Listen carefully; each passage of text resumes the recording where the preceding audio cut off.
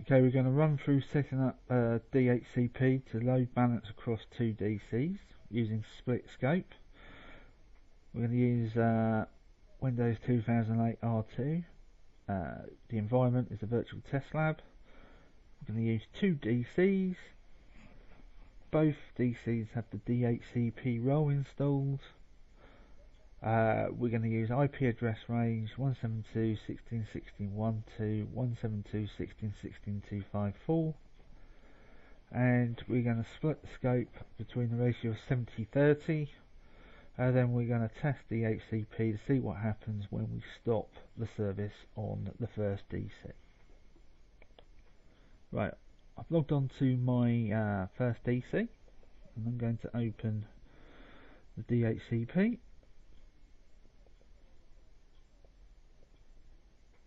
And I'm just going to add the second server so we can see both. Just check that everything is empty, which it is. So we're going to create our scope.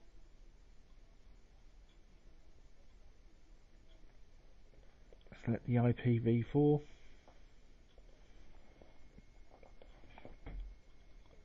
Give it a name.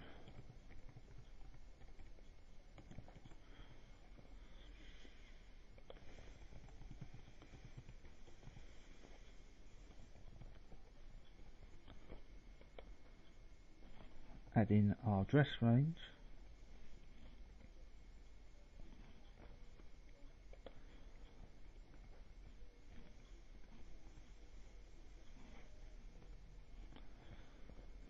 As you can see, the length is already set to 16 and the subnet mask is already defaulted to a class B.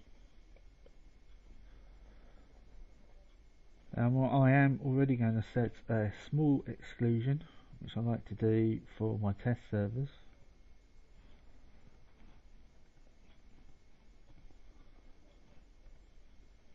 Because normally you don't want servers to be on DHCP.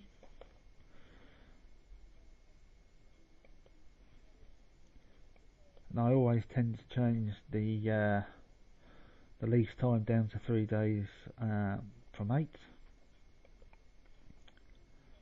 Let's configure some options. Just add in the router address.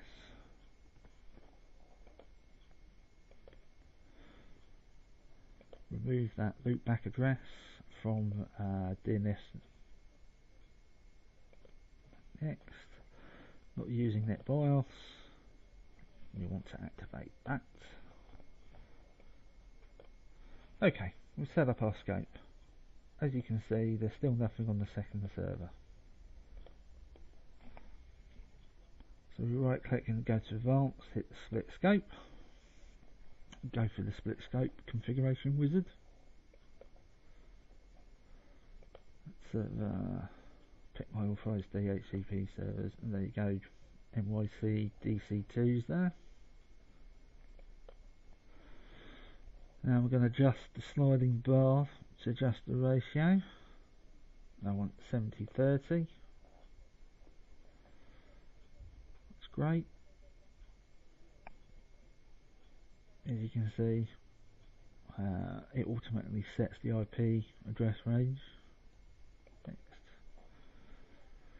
And I'm going to put a small delay to the added server, 2 milliseconds. And just review what will be configured. Finish. And that's all done successfully, there's no errors. We'll close that. Now what we should find, may need to refresh it, and there it is, there's our second scope,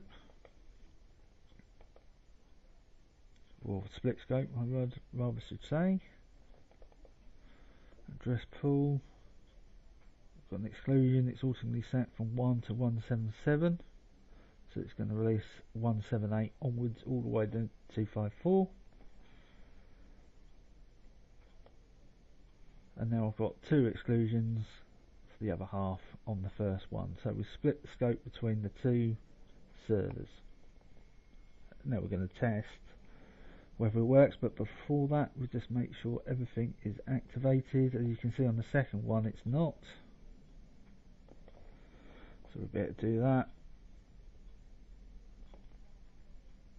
Just make sure everything looks okay there, which it does. Now I'm going to test the DHCP as it is, which we need to bring back our test server. Okay, our server hasn't got a IP address really issued by the DHCP, so let's try and get one.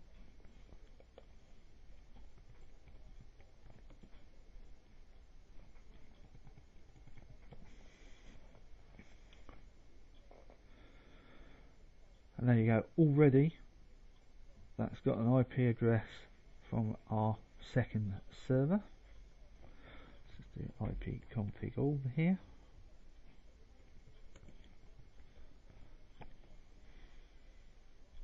DHCP server, and that's our second server. So we're going to try and force it to get an IP address now from the first server. Okay, I've just logged on to the second server, and I'm going to stop the DHCP server service.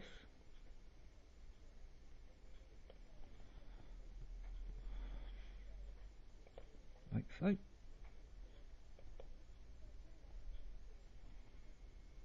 Now I'm going to switch back to our original DC. Right, let's give that a refresh.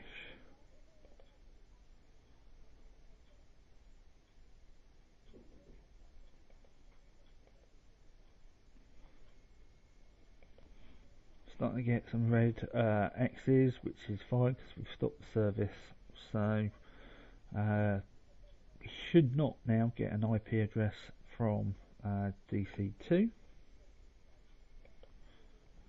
Right, we're just checking our test server. As you can see, it's still got that IP address, so we're going to release it.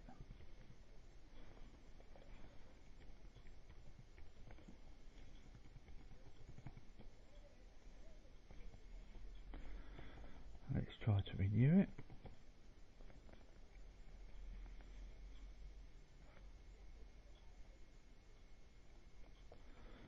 And as you can see, it's now got an IP address 11, which is in our range on the first server. To prove it, do an IP config all. DHCP server is updated to server 1. So that's our DHCP. Looks like it's working. There's something else we can check.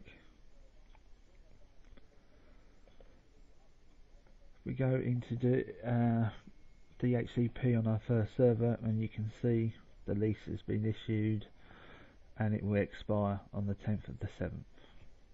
So it appears to be working fine.